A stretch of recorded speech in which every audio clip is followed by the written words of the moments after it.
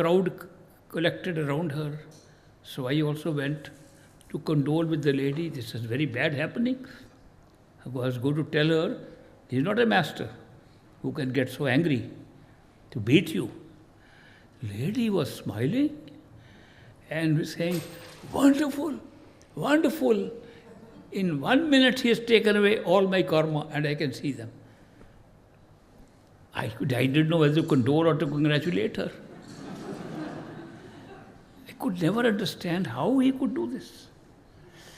So I ran back to see how remorseful he is feeling.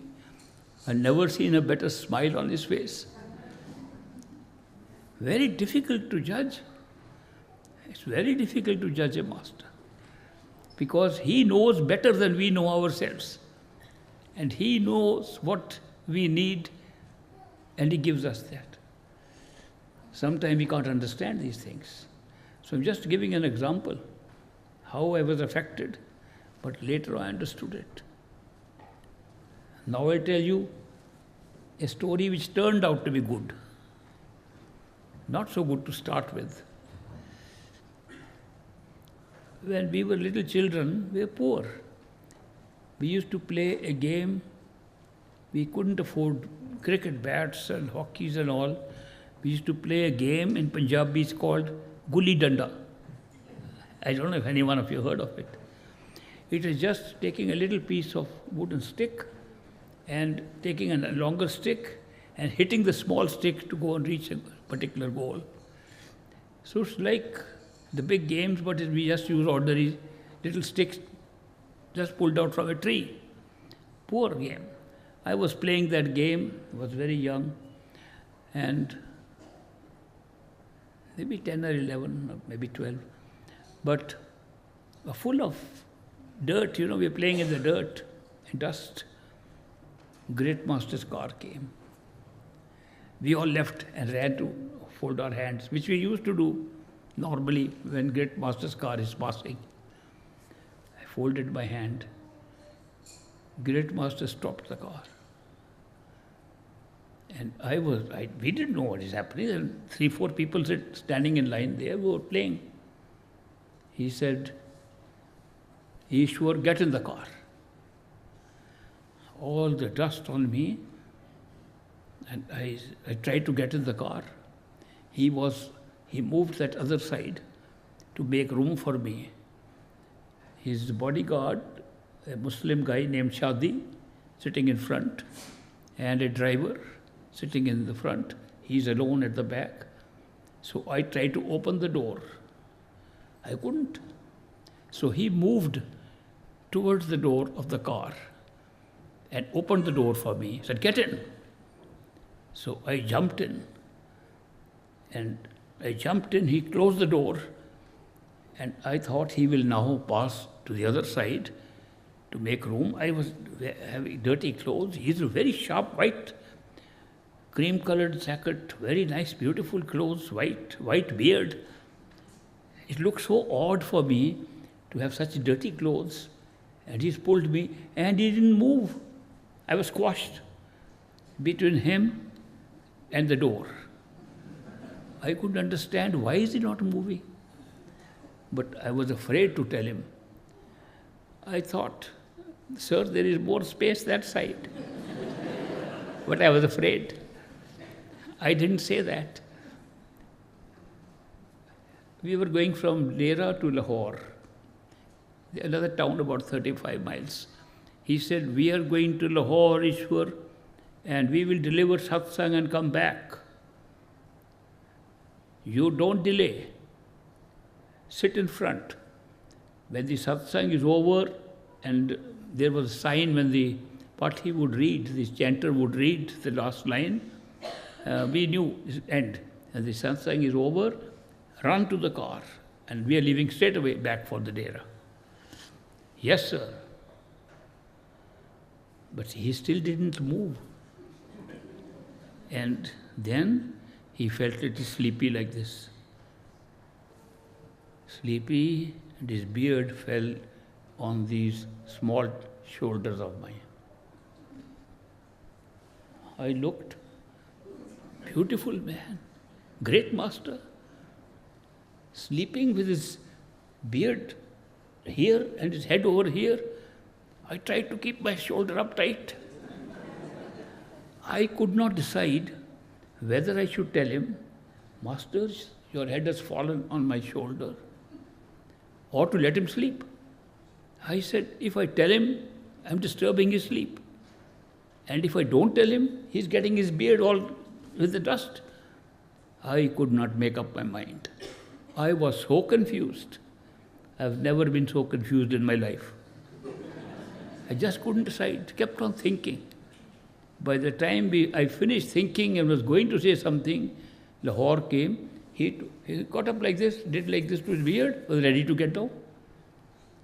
I was still thinking, and he got down, and then I ran and sat in front in that satsang. I was thinking, what happened? Did I do the right thing or the wrong thing? I could not determine whether my action was right or wrong. Satsang was over. I was still thinking. I suddenly saw Great Master, he would gone. I ran. I missed the ending. I ran to the car. He was already sitting in the car. And I went to the other side. I said, this time I'm not going to make that mistake. I went to the other side to open the other door. I couldn't open the door. He slid to that side, opened the door, and get in. One shoulder, now the other shoulder. He did exactly the same thing. I said, I can't do anything. Master, forgive me if it is wrong. Congratulate me if it is right. Whatever is happening, it is your moj. I used a word which is very important, I will tell you afterwards. I said, your moj, your will.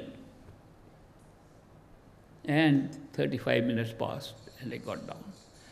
I had tried to put the shoulders in such a way not to disturb him. He should have comfortable rest. When I got out of the car, both my shoulders were numb, gone to sleep. I said, what has happened? I tried to touch them. They did not look like my shoulders. I said, what has happened to my shoulders? They didn't look like mine. Can you imagine? This incident happened more than 75 years ago. My shoulders are still the same, till today. I can't feel if they are mine or not. It has taken me years to discover what that little incident meant something for my whole life. That he has given me his shoulders. They don't look like mine even today. The greatest miracle, I couldn't believe it. So what happened?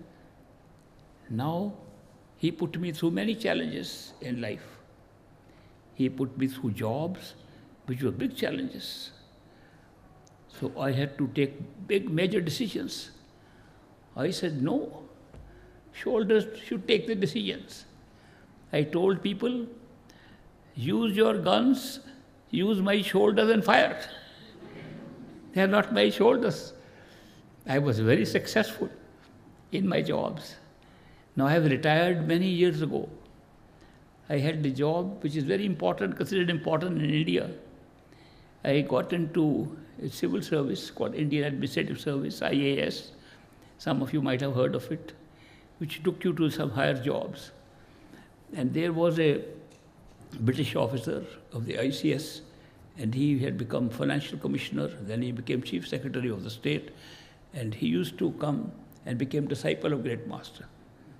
When I used to see him in the Dera, wow, what a big shot. The police accompanied him, a guard would come with him.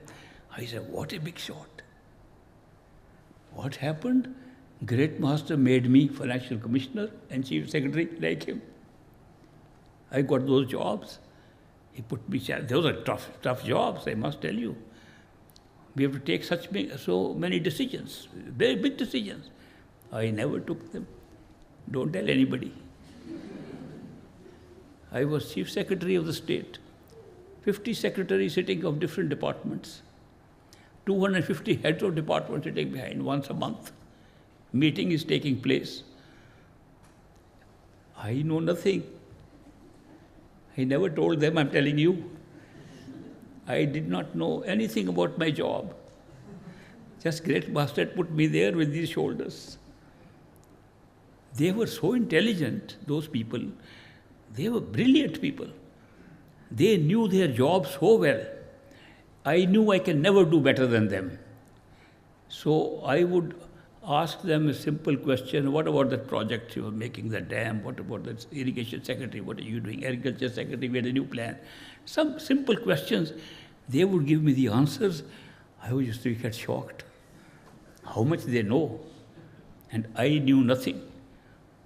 But they all thought I knew more than them. Because I would delegate the authority to them because of these shoulders, I'm telling you today. I've experimented. I thought it's just an accident that happened that day. It has been with me all my life. Giving one example of how a great master works. One can never understand. I could never understand that he's made me so strong, because it was not my strength. It has always been his strength, and I can feel it. And his shoulders are his, how can it be my strength? So that's a great experience I had. And this was so different from the experience of his beating that woman. I was equally nervous, but I got all right. I'll tell you another story of a friend of mine who spent a lot of time with me. He was a veterinary doctor named Dr. Ishwar Singh. Some of you have heard his stories. Ishwar Singh was a veterinary doctor in Kapurthala, the same place from where the one Darya Lal came, whose story I told you in the morning. Ishwar Singh spent a lot of time with me. Towards the last part of his life, he was very old. I was at that time occupying that top job with security, and nobody could come and see me. He would come and beg the orderlies and assistants sitting outside, my PAs, can I have one moment with him? And I would say, all right. They would say, he's in a meeting, he's busy, he's this. But he would come to have some few minutes with me. This at the end of his life, toward the last part. Then he found out a way. He discovered my wife likes pakoras.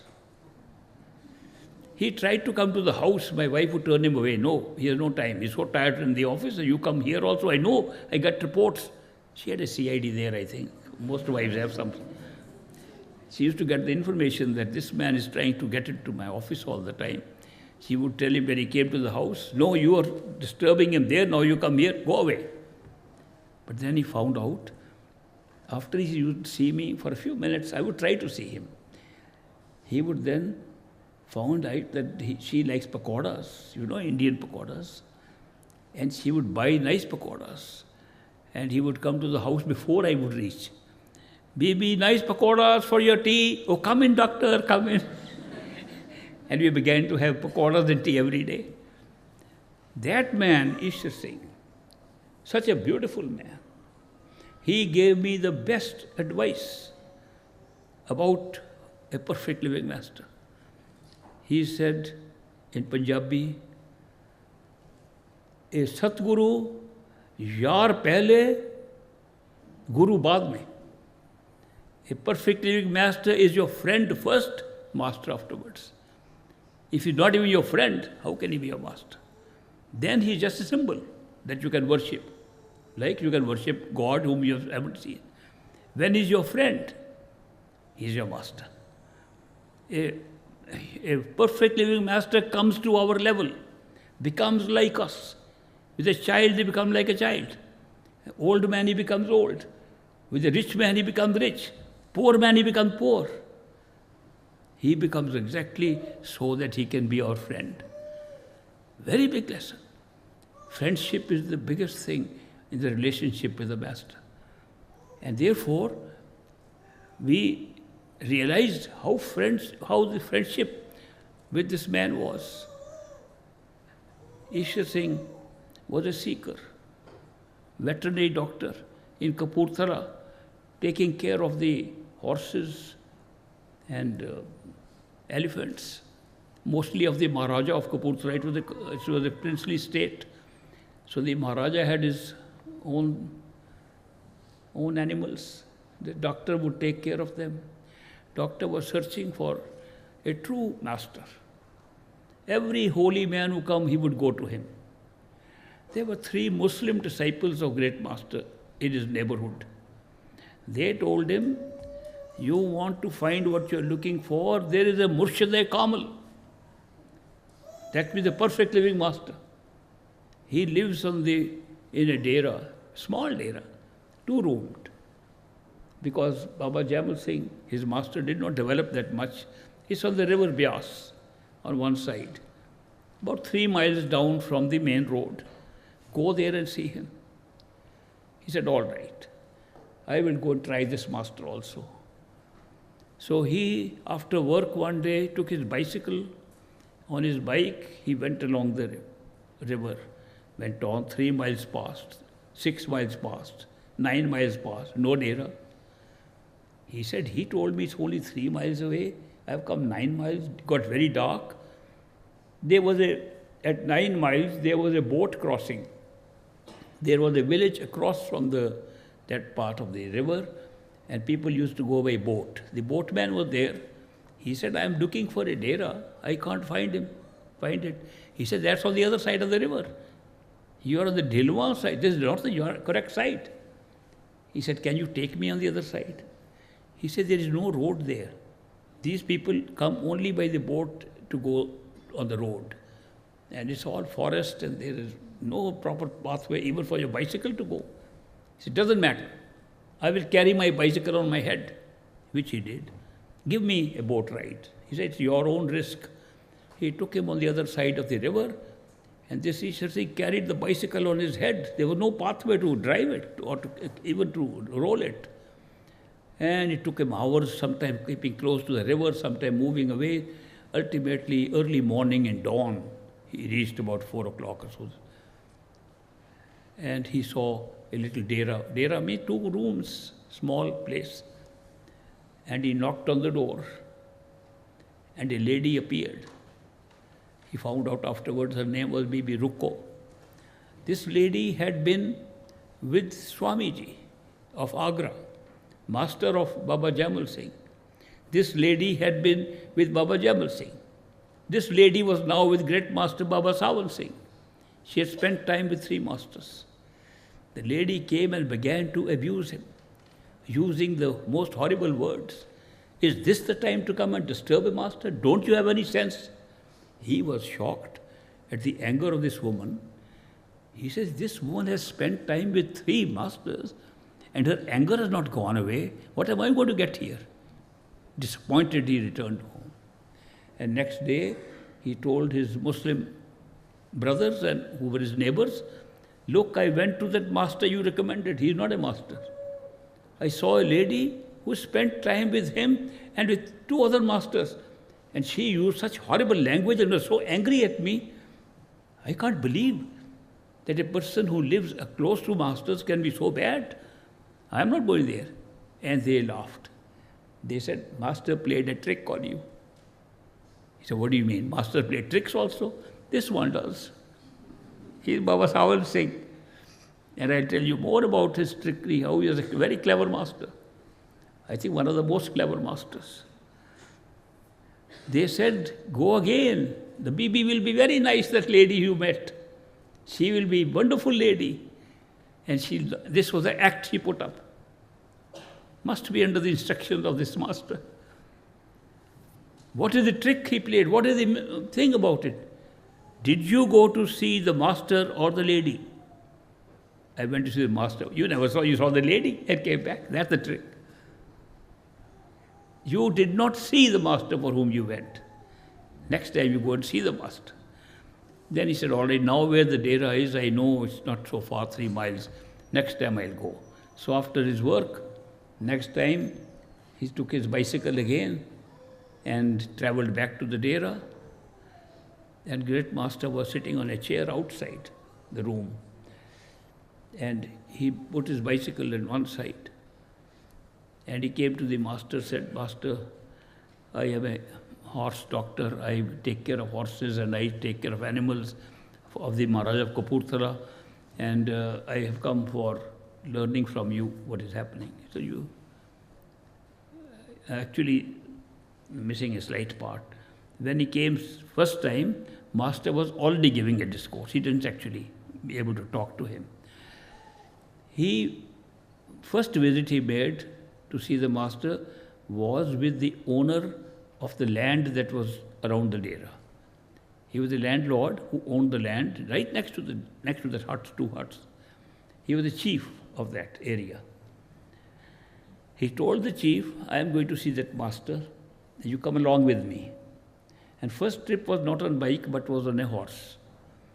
They both had horses, so he went with the chief. Chief was on his horse. Ishwar Singh was in his horse. And when they went there, chief said, I am not going to go near that place. He said, why not? This is your land. No, I have heard there is a master there. Whoever goes there never comes back. I am not taking a risk. He said, doesn't matter. We can see him from a distance. In the evening, he gives a discourse because he's still an employee of a government. He just comes on weekends and he gives a discourse. Chief said, I will only go and look at him from a distance and run away. I don't know what the fear was about, but that's what he told Ishwar Singh. They both came and stood at a distance. Great Master, there was no chanter or patti at that time. Great Master had a book in his hand, and about 20 people were sitting in front. That was the Sangat, the total Sangat was 20 people at that time. He had a book in his hand, he was reading a few lines, then he would put the book aside and he would explain what he is reading. So when he saw those 2 people with the horses, he put the book aside and he told them, come. The man said, the chief said, it's not me, he's calling you. He said, no, he doesn't know me. He knows you, you are the chief. No, he's calling you. No, he's calling you. They had a little argument and they said, let's separate and see who is calling. So the chief went on one side and Ishwar Singh went on the other side, and Master looked at both sides. He looked at Ishwar Singh and called. So Ishwar Singh went and sat at the back. I'm giving details. Master picked up the book and he saw Ishwar Singh was sitting at the back. He put the book back and he said, come and sit in front. So he came and sat in front, right in front of him, small group. Took the book again and he read the book and explained. Ishwar Singh was amazed.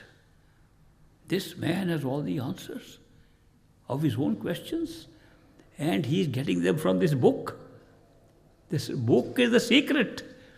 That's why he didn't understand where he's getting all this knowledge from. Must be a very special book. Anyway, it was short satsang. It finished. Ishwar Singh got up. Master, can I borrow that book of yours? He said, no way. He said, can I buy the book from yours? He says, no way. I've got 75 rupees in my pocket. I'll give all of it to you if you give me that book. Even if you bring 1,000 rupees, I won't give you. He got completely convinced. The whole knowledge of this man is in the book. So he said, can I just borrow it for one night? I'll study at night and give it to you in the morning. Great Master said, no, sometimes in the middle of the night I get up and I have to read it. He said, how can you be so possessive of the book? He said, I'll never give the book to you. Ishwar Singh, disappointed, went back and told his neighbors, I found out the secret of your master. He has a secret book. He said, did you read the name on the book? He said, yes, quietly I saw the name. It's called Sar Bachan. The neighbor said, that is sold for 2 rupees in the market. Anybody can buy it. This was just a game he played on you. He said, it must be game because had I got the book, I would have run away, never gone back to the master.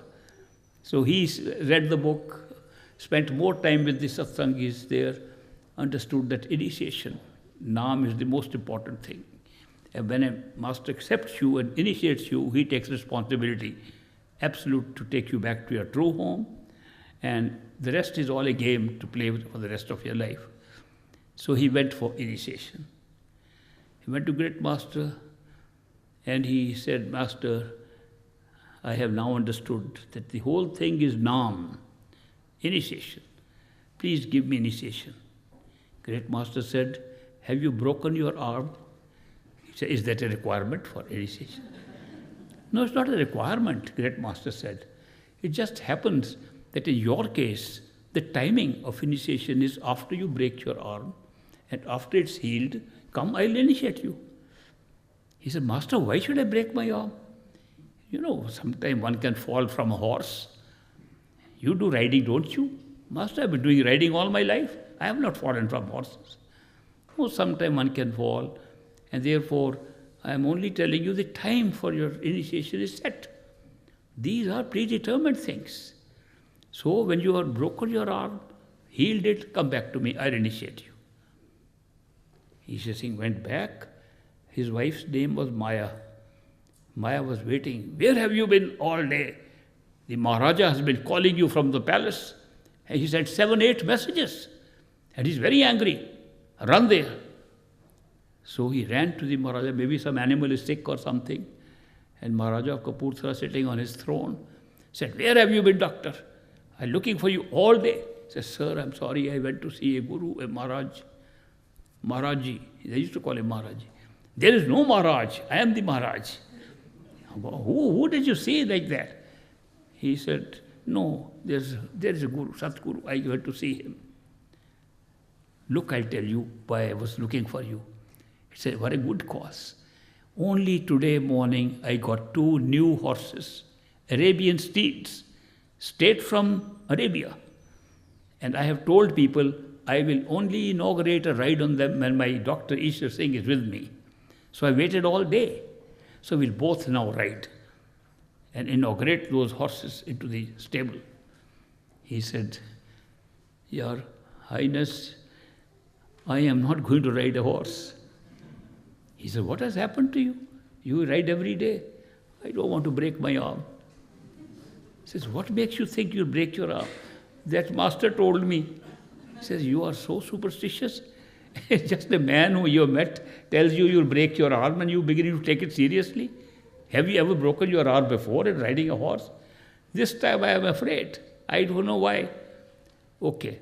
Maharaja said, just for my face saving, you just get onto the horse, I'll get on the horse. You get off on the other side, I'll go. He said, okay, that's all right. So Ishwar Singh got on the horse. Maharaja got on the horse. Horse sped off immediately before he could get off and tripped on a stone or something, fell Ishwar Singh below, had a multiple fracture the same day.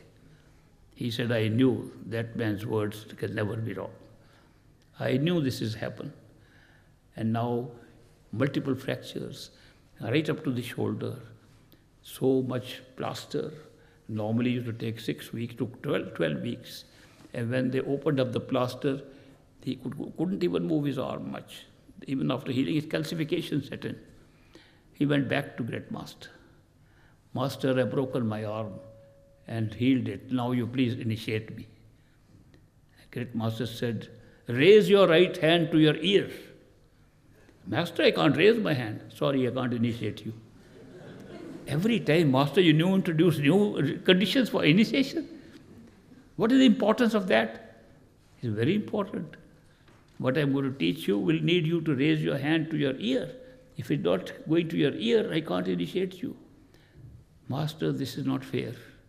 No, I will tell you a way out. When your horses get calcification, you don't shoot them, you cure them. How do you do that?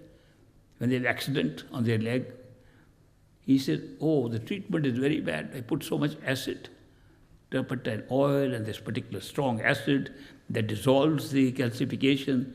It's a very painful process. When I gave it to the horse hits the ground and makes a hole almost in it. It's so painful. Great Master, why don't you try it also? He said, Master, forgive me. I have seen the pain. No, you can dilute it more, put more turpentine oil. And it'll heal. Well, it's healed, then come. So, he went through the process and that got initiated. I sometimes wonder how much difficult it was in those days to get initiated, and how easy and simple it has become over time, that people can just ask for initiation, and if they are ready, they get it without breaking their arms or their legs. It's very strange. But Ishwar Singh became one of his best disciples. He made such good progress. He was told, and my father also became a disciple at about the same time, and they learned that if a seeker can once have a look at the master's face, which we call darshan, if he can have a darshan of a perfect living master, he is bound to get initiated one day. And if the master can look at him with his eyes, on his eyes, he will get initiated the very next 2 or 3 lives, and the most likely in the same life. This is a big thing. My father used to say, if I want to help any of my friends, the best I can do is take them, say, look at that man, go now. It's good enough. Ishwar Singh also accepted that to bring somebody to the master is all the best thing you can do to anybody. He wanted to help his father also. So he told his dad, Dad, I found a perfect living master. The Dera, go and get initiated, your life will change. And he will guarantee what you have been reading in the scriptures, he will guarantee you that personally. Not just book knowledge, he'll give you real experience. Dad said, look, I am a proper Sikh, I follow the Sikh tradition, I follow Sikh religion, and I cannot accept any master, any guru, except my scripture, Guru Granth Sahib, because after the 10th Guru passed, it was said, only this Guru Granth Sahib will be the master for future, you cannot go. I cannot accept a Desarupi Guru, that means a physical body at all. Please don't bring up this subject ever. The son said, okay, don't believe him, but at least see him once. I am not even ready to see him. All his persuading, cajoling did not permit the father, did not persuade him to go and see the great master. Then one day he asked the great master, Master, you are going by train to some station. Is it true? He said, yes, I have to go to another town on train, on tour. He said, Master, will it be all right if I bring my father there quietly? Little telling him a lie to have your darshan. He said, sure, bring him. So he told his father, I have to go to the railway station, and have some work with the railway station master. Would you like to accompany me? He said, all right. So they both got on their horses and they came to the railway station. And he said, Dad, hold my horse and you wait here. I'll go to station master and come back. So the father was left holding the reins of both horses, and Ishwar Singh ran down the platform in the Bias railway station. It's a little further down and the road is up. So there's a staircase to go down. So he ran down the staircase and he saw great master waiting for the train. He said, Master, 10 minutes more for the train. Bapu, he used to call his father Bapu. Bapu is right up. Can you give him your darshan? Of course. And great master and Ishwar Singh are running up like children. 2 children, they're running up the stairs to see Bapu there. Bapu had a suspicion, there's something going on here. This is not station master. He had left the place. He left his horse there and went away, so he missed it. Sorry, Ishwar Singh, your dad was not here. He said, Master, I'm sorry, gave you so much trouble to run up. He said, yes, if you bring your dad to me, great master said, if you bring your dad to me, I will initiate him. That's my responsibility. Bringing him to me is your responsibility. Ishwar Singh said, that's a deal. Yes, that's a deal. He tried to persuade again. His dad wouldn't come. Then one day, he did something which I tell you, don't do it. What Ishwar Singh did, please don't do it. You'll be in trouble.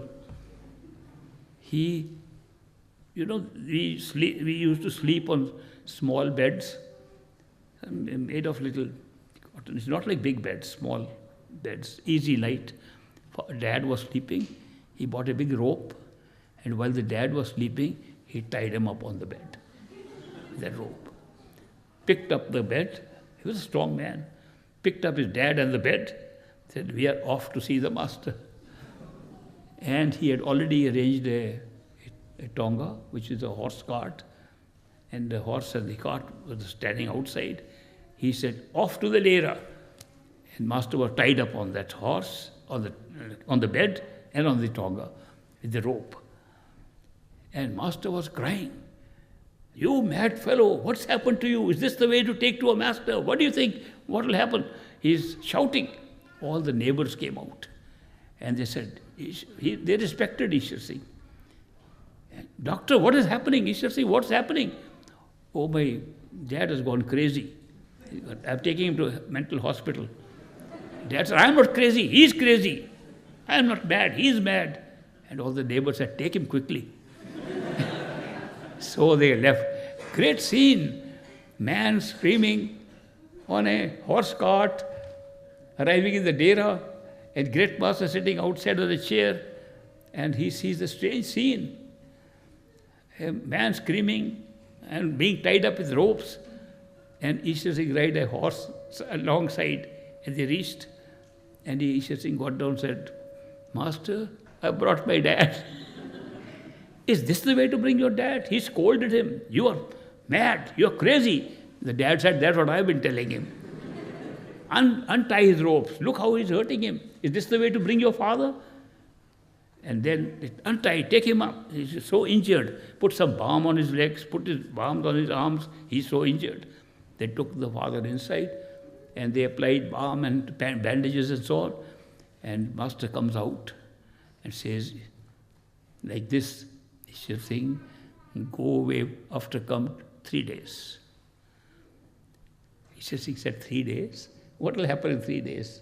This man is not going to be convinced in 3 months. Anyway, I'll come and see what is happening. Ishwar Singh left. 3 days later, he came on his horse, and he saw great master sitting on his chair, and his dad standing in front like this. It was a strange scene. He rubbed his eyes. This must be my dad. And as it happened, when the horse came close and he got off, the horse dirtied the place. And the dad saw that the horse had dirtied the place. He took off his shirt and he cleaned up the place, and he said, You were always a foolish person. In the presence of a Satguru, you can do that? He said, Are you dad? Are you Bapu? He said, You have no idea. You never told me that he is teaching the very things that were in our Sri Guru Granth Sahib. He is making it a practical thing so we can follow the book, not merely read it. He is teaching the real thing. And do you know, he told his son, only this morning I was so lucky I was blessed with initiation by him. That's how he got his dad initiated. But I told you in the beginning, don't try this stunt. It won't work nowadays. Those were different days. I'm just telling you these stories which were so remarkable at that time. It's not that all things happen exactly like you want. Ishwar Singh was so much in love with his master. He was example for others, certainly example for me, when I saw his love and devotion for his master. And yet, his own son, grown-up son, went with his friends to the river, Byas River, for a swim and got drowned. Ishwar Singh went back, told master, my son got drowned, you couldn't save him. He said, there is a time written for everybody to go. Nobody stays here forever. Don't feel sorry. These are things that happen automatically. So, this is all destiny, karma, pralabdha. We bring it when we are born. And these events take place. He said, but master, what good is my coming to you? He says, you come to me for something much higher. You come to me for something that otherwise you won't get if you just die without it. You will get knowledge of the true home, Sachkhand, which you can't get any other form. You're lucky. He said, okay, master. He accepted his son's death, but his wife Maya could not accept. She said this was very cruel of this master to take away my son, grown up young son, like that. And then they could not even find the body. And Ishwar Singh's brother came from the village, said, come back, you're wasting your time with a man who couldn't even save your son. And if your son had to drown and die, you can't even find his body for cremation. What kind of master do you have?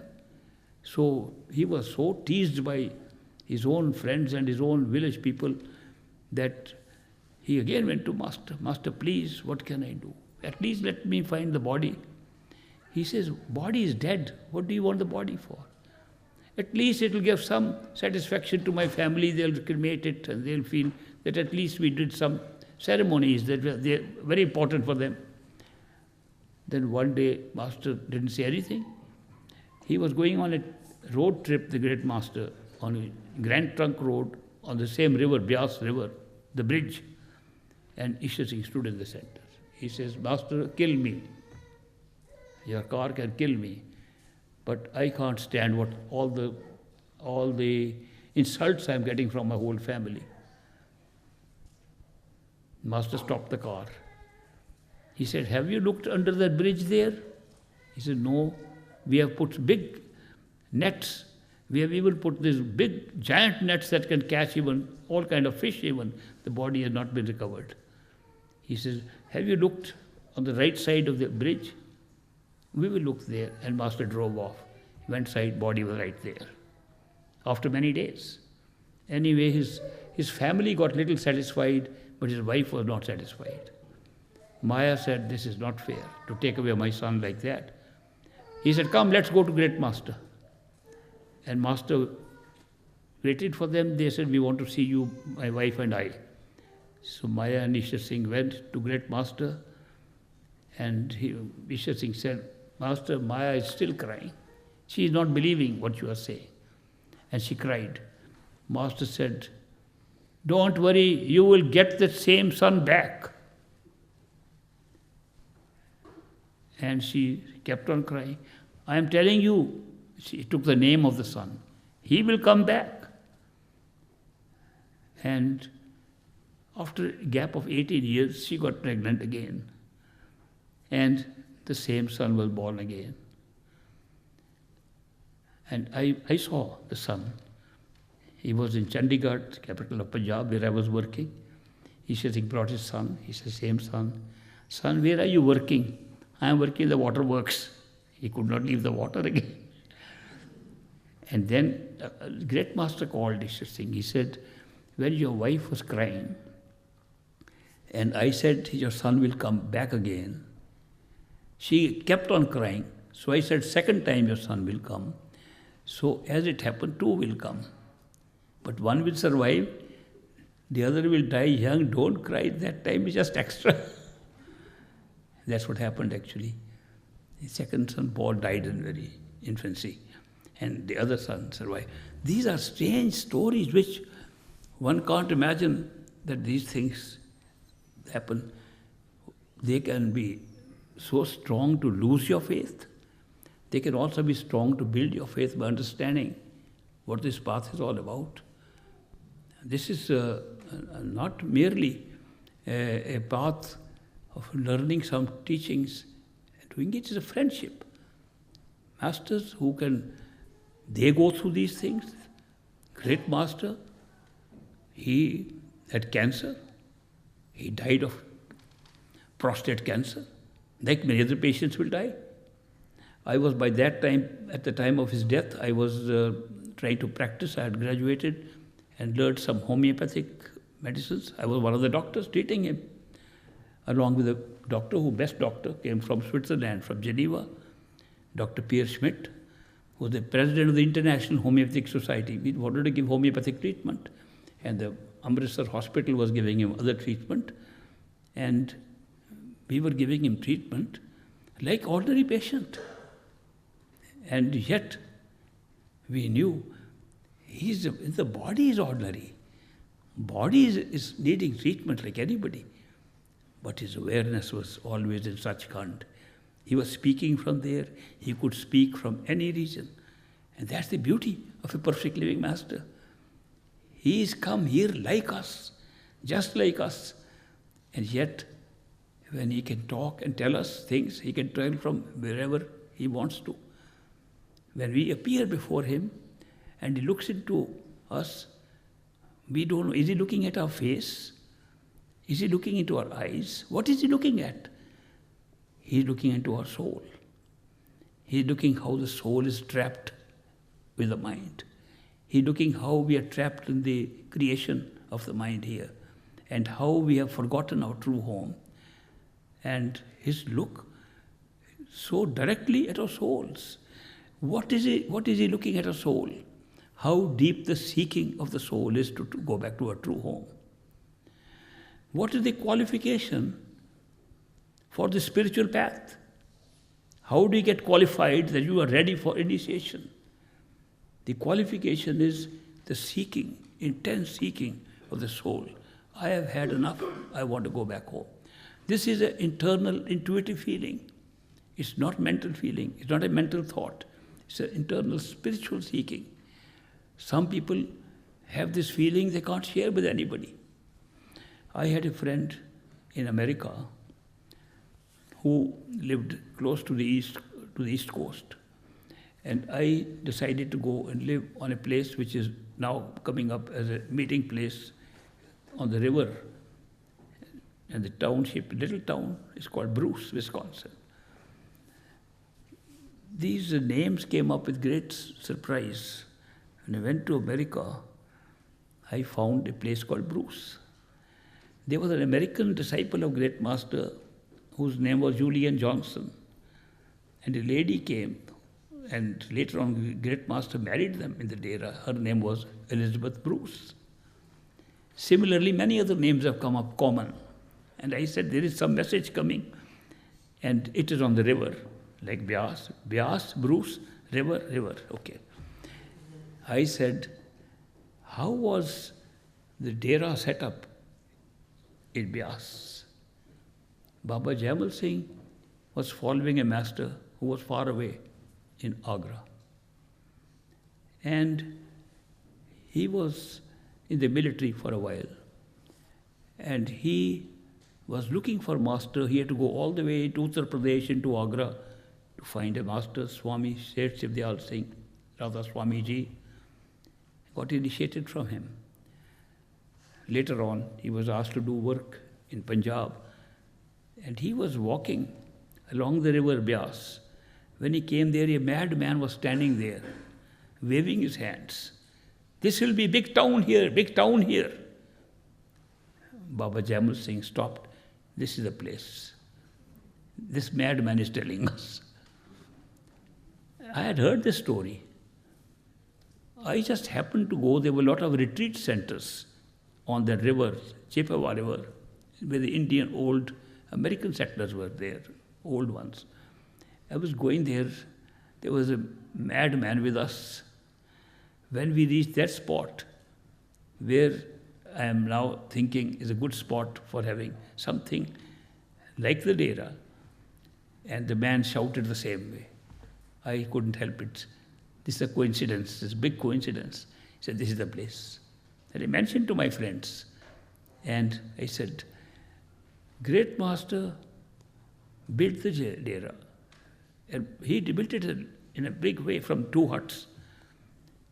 Not as big as it is now, but built the Dera on the river Byas and called it Dera Baba Jaimal Singh, named after his master, a tribute to his master. Will it be okay, I asked my friend, if I pay a tribute to my master and called that little conference center we are building Dera Baba Sawan Singh? They liked the idea. And I said, it is just to keep up the prophecy Great Master made in 1937. And I still remember that date. In 1937, we were sitting and he told Julian Johnson, the American disciple, he said, Julian, this axis of spirituality is shifting toward the West. What has come in a big way in the East, especially in India, China, where big saints and mystics have come, this is shifting at this time. The next 50, 100 years, you will see that the actual mystics and the spirituality which has come here will go over to the West, which has been trying to build up economic industries, economic benefits, economic growth. They are so busy making affluence, making wealth. Now they'll go into spiritual wealth. And they may not have the same material wealth. And China, India, which have been poor in material wealth, will try to make a lot of material wealth now. And spiritual wealth will shift more and more to the West. He not only said this to Julian Johnson, he wrote the same thing in 2 or 3 letters to his American disciples. And somebody sent me copies of those letters. I was very surprised that he said these things. I retired from my job in India. And why did I come this side? Why did I come and settle? Only to sit on the ring side of this new show. So I can watch what the great master said. And I am actually seeing how in the West this is spreading. Many people were following spiritual paths under different masters, different gurus, different types of discipline, different yogas. Their seeking was exactly the same. But they could not find, they did whatever they could, whatever was available. And very often they got disappointed with what they got. But the seeking was the same. A man I met in the East Coast, he moved to that place and began to live there. And he said, I'm going to be living here where you are now. New Dera Baba Sawan Singh is coming. I said, welcome, happy. I also got a house and we became good neighbors. He then one day told me, my brother is coming, a rich man. He has got a big house on the East Coast and a boat, big boat he has, and he has got big cars. He has got a caravan in which he moves with his bedroom and dining room and everything in the bus. And he's going to come and see me. I want you to see his bus, how they travel with the bedroom and kitchen and bathroom, everything in the car. Very big thing. But don't talk to him about spirituality. He doesn't believe in it at all. The brother came and I saw that. Brother said, what do you do? Ishwar, I said, oh, I retired, I'm a retired person. How did my brother come here? He likes you so much. I said, he just likes me because he likes my talk. Big mistake from my mouth. He said, what talk? I just talk, I give talks. Can I hear your talks? I couldn't say no. Most welcome. He and his wife attended the next discourse and he asked for personal time interview. At night, and the brother is a little shocked, what will happen now? And this man met me in the evening. He said, what you talked about, I have been seeking from the age of 4. His wife said, it's exactly what I have been waiting for. The brother didn't know anything about it. It's so surprising how I meet people who can't tell anybody what they are seeking. Soul is seeking. Soul is seeking. Therefore, the secret is when you're seeking, automatically a time comes. You may have many masters. It's not necessary to a perfect living master. You can have masters who come one after the other till, if you're not satisfied, if you go up to a point and can't go further, a perfect living master eventually comes up into your life. You can't find him. He will come by your seeking. You seek in your heart, by coincidence he will come into your life. That's the beauty of it. There was an engineer in Burma, now called Myanmar. in Burma, Rangoon, and Mamio, some places he worked as an engineer, civil engineer, road making. His name was Trilok Chand. And Trilok Chand was very fond of finding holy people, looking for a perfect living master. So Trilok Chand heard that in a town in India called Madras, now called Chennai, then called Madras, there is this great Swami living there who has great powers. And he has reached the highest enlightenment. And he can give you the enlightenment. Trilok Chand wound up his business, retired. And, he was a little, what do they call, miserly, when you don't want to spend something. If there were 1 rupee in his hand, he would say to spend or not to spend. Then he would say not to spend. By that, although he had just an ordinary position, sub-divisional engineer or something, he was able to save 30,000 rupees. They were in his bank. He cashed the 30,000 rupees, left Burma, came to Madras, and went to that Swamiji. And Swamiji said, "Have you heard the story of King Janak?" I suppose you have all heard the story that there was once upon a time a king whose name was King Janak in India. He was a great seeker. And he tried to seek from all holy men. He asked his ministers and advisors, "Where can I find the ultimate truth?" They said, "You are living in a good country. India is full of yogis, swamis, sadhus. You just have to hold a yag, that means a feast, holy feast. The good food will bring all of them here. And then you can find out from them true knowledge they will give you." So he held a big feast in his palace, and hundreds of swamis, yogis, different, some in orange colored, some in black colored, some in white colored, some in no colored. There'd be no clothes even. All kinds of people came from all over the place where he notified, and they were placed in tents in his compound. And he became incognito, disguised himself like an ordinary person, and walked among them. And as he went from tent to tent, he saw these people are so full of their ego, how much they have learned. They argue all the time with others. No, the book says this, no, it doesn't mean this. He was shocked. There's no peace or calmness in them at all. And they are supposed to be very enlightened people. It looked like they are learned, but not enlightened. Looked like they read the books and remembered things by heart, but had really no real knowledge.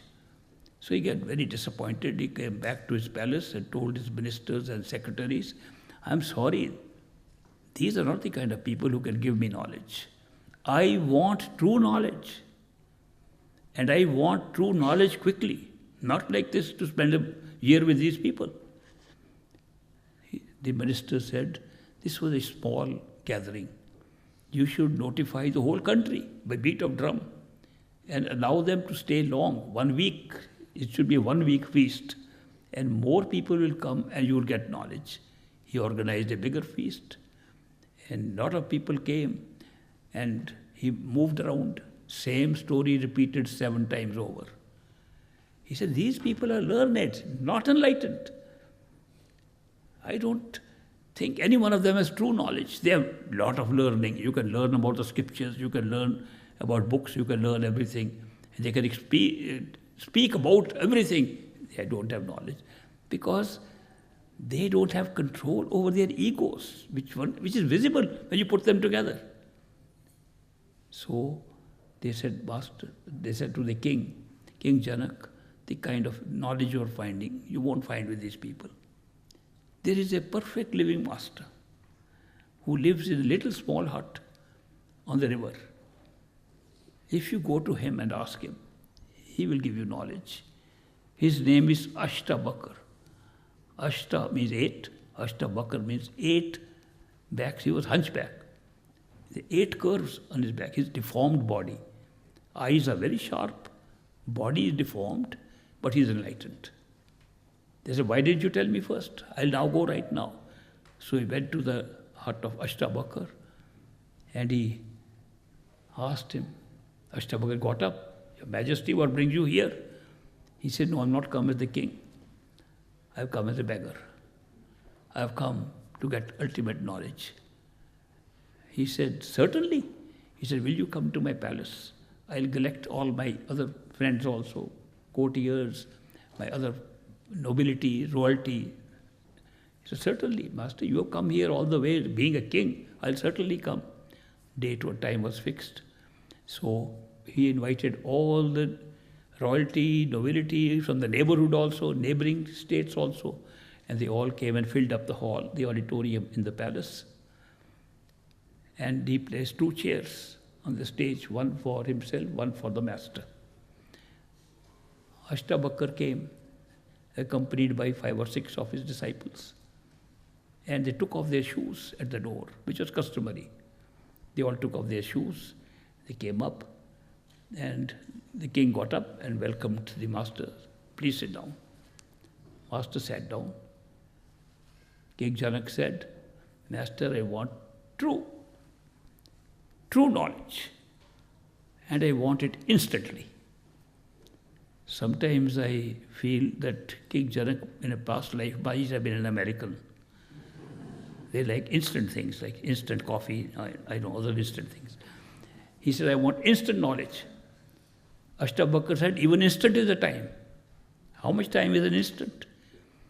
He said, when I go horse riding, from the time I put my foot, the stirrup and jump on the saddle, that's an instant. Okay, for that knowledge in an instant, you have to pay a price. Master, I am willing to give any price. All my coffers are open to you. Whatever you name, that price will be given to you. Ashtabakar said, I want 3 things. He said, Master, you can take 10, 20, whatever you want. No, only 3 things. Give me your body, give me your wealth, and give me your mind. I'll give you instant knowledge. Strange price tag. King Janak thought. He said, it's a strange price tag, but he was such a seeker. He wanted to get it at any cost. Master, I accept. My body is yours. All my wealth is yours. And my mind is yours. He said, are you sure you have given me these 3? Ashtabakar asked him. He said, yes, Master. He said, now the body is mine, I can place it wherever I like. Yes, Master. Okay, get up from this chair and go to the shoes I left at the door of your building and go and sit on those shoes.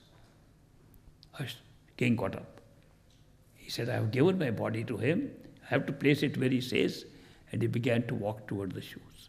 The whole audience was shocked that what has happened? Is this the enlightenment we came for? To hear a good talk up from this man? He's putting our king to go and sit on the shoes. And the king thought, could hear the murmur in the whole crowd. And he thought, they are saying, king is so rich, has big palaces, and now he's going to sit on shoes. This thought came to the king. This thought came, Ashtabakar shouted from the stage, King, you have no business to think of the wealth. It's no longer yours. You already given it to me. He said, oh my God, I forgot. This is not my wealth. I've already given it. Ashtabakar shouted, you can't even think about what you are saying. You've given your mind to me. I can't even think. He put his hands on his head like this, and he got enlightened. He felt everything was given, including his mind. And he put it like this. And Ashtabakar said, King, come back. Don't have to sit on the shoes. Come back and sit on the chair. King Janak came back. And he said, did you get true knowledge? Yes, Master, I did. Was it within an instant? It was less than an instant. Any questions? No questions. Ashtabakar said, this knowledge has been given to you in an instant, just because you are a seeker. Now, it won't stay with you. You have to live your life as a king, do your job, and keep on meditating. in about 20 years, you'll get the same experience again. These things, he said, come once in a while. Master feels like this, and he gives it. So this is the story of King Janak and Ashtabakar, and the Swamiji told Trilok Chand. Have you heard this story? That's why I repeated it for you. Yes, Swamiji, I have heard that story. Well, I act on the same basis as Ashtabakar. Give me your body, give me your wealth, and give me your mind, I'll give you true knowledge. Yes, Master Swamiji, it's all yours. So let's start with the wealth. How much do you have? Master Swamiji, I have saved 30,000 rupees. Okay, put it into my bank. I have to start building a new temple. And it's very good you have come at the right time. Now, this man who could not spend 1 rupee, you can imagine his degree of seeking, that he put all his 40,000 rupees, 30,000 rupees into the bank account of that Swami. Swami said, money has come, now body. I will tell you how to meditate. Meditation is done through breathing. But it's not ordinary breathing. You have to breathe in a special way. And a mantra I will teach you. One time from one nostril, next from next nostril, alternating like that. And you cannot touch your nose with your fingers, otherwise your attention will go to the fingers. It's an internal experience. It has to be done internally with the tongue. He said the tongue can't go backwards to move the nostrils, but I'll have to do a little surgery on you. He said, I got it done. He showed his tongue came out like a snake. The tongue came out. He said, that's how we can put the tongue back, and I can control breathing, one nostril or the other nostril alternately. He said also it's a sacrifice. You have to make a sacrifice. You made a sacrifice of wealth, it's a sacrifice on the body. So I will not do a painless, just a cutting of the tendons of the tongue. I'll do it with sandpaper, maybe in a leaf which is called bichubuti, or scorpion leaf. It's very strong. I'll use that to give pain, and then I'll make it a painful experience. It'll last about a month. Every day I'll do it. And Trilok Chand went through this torture and was able to take the tongue out like his master. Then he said, now I'll teach you how to use the mind which you have given to me. So he taught him how to do this mantra with the nostrils, and also put the Simran or the repetition of the words in his mind at the same time in a particular order. He did all that. He felt that he was seeing something, sparks of light, he could see some strange experiences which he never thought was anywhere near enlightenment. He told Master one day, Master, this is not something I came for. Swamiji said, that's all I can give you. If you want more, you have to go somewhere else. Eventually, Trilok Chand ended up with Great Master.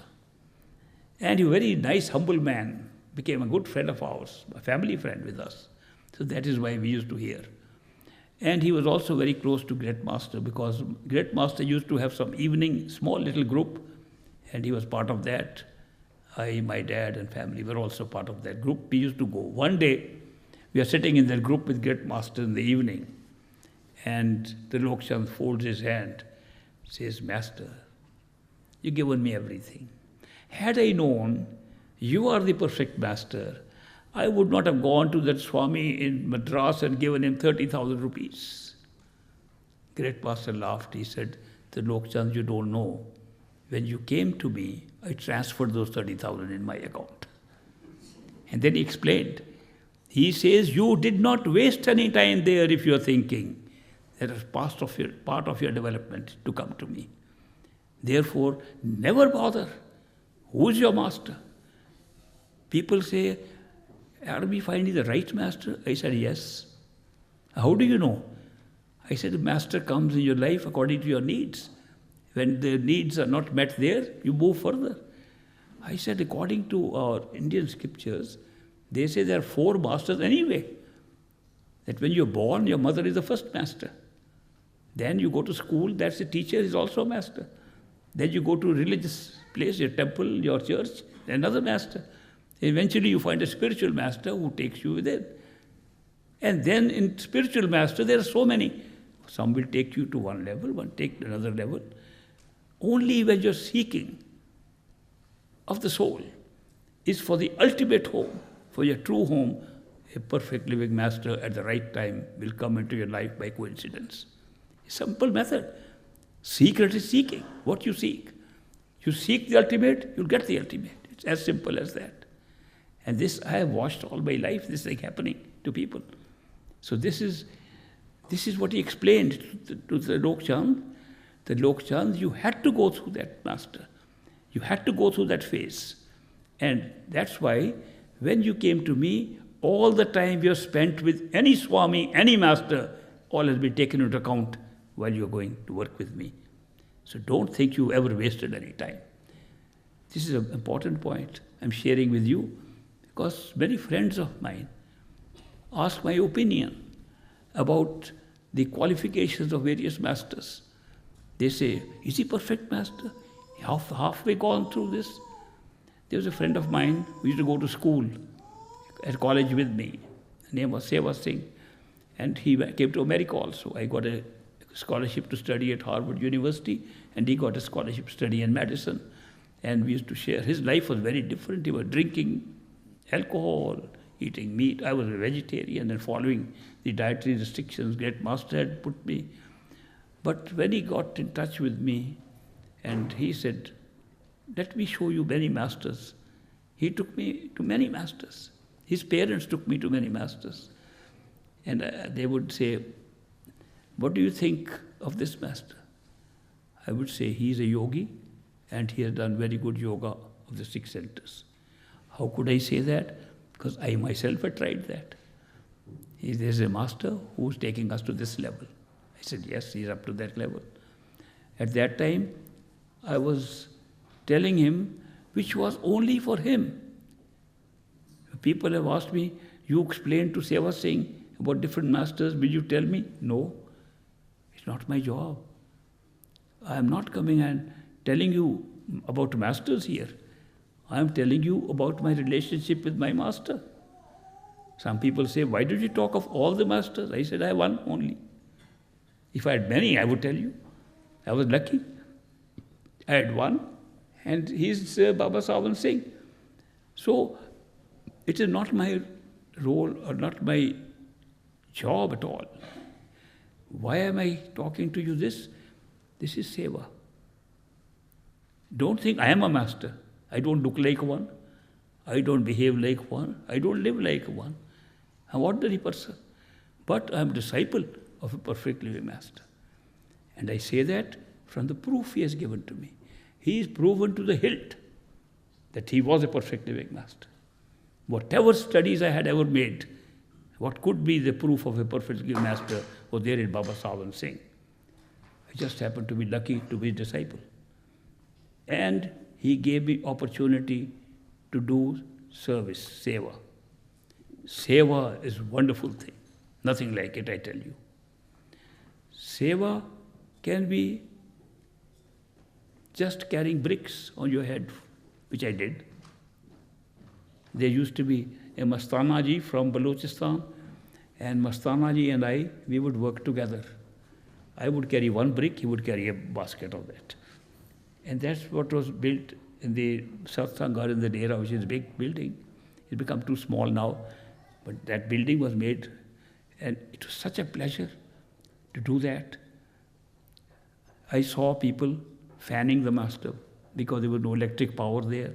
It's a big fan, and somebody, Sevadar, would stand, fan him. I said, I want to fan. No, you're too small. I was the size of the fan also. And I said this in the presence of Great Master who was sitting, that I want to fan you. And they said, you're too small. Great Master said, give him the fan. I still remember that incident. And I took the big fan that was fanning the master. Can't forget it. How could you forget an opportunity like that? There is no difference whether I carried a brick, or I did a fan, or I did any other kind of seva whatsoever. Seva is not distinguishable by what it is. Seva is seva. If you find what is good seva, seva done with love and devotion is the best seva. Now what's the advantage of doing seva? Advantage is, Great Master himself said, seva done with love and devotion is equal to meditation. I really tell you, confession. I found seva easier than meditation. I followed the easy way. I did some meditation, tried it fully to see what it does. But seva was a great opportunity. So that's why seva can be so important. If you think I am coming to talk to you, to teach you anything, no. If you think I have come to help you, no. Why am I come here? Seva to this master. This is my seva to my master, nothing more than that. So I am so happy that I can share all this with you. And you come all the way to see me. So many of you have come from many countries, other countries, I found out during personal interviews. And so many have asked for time.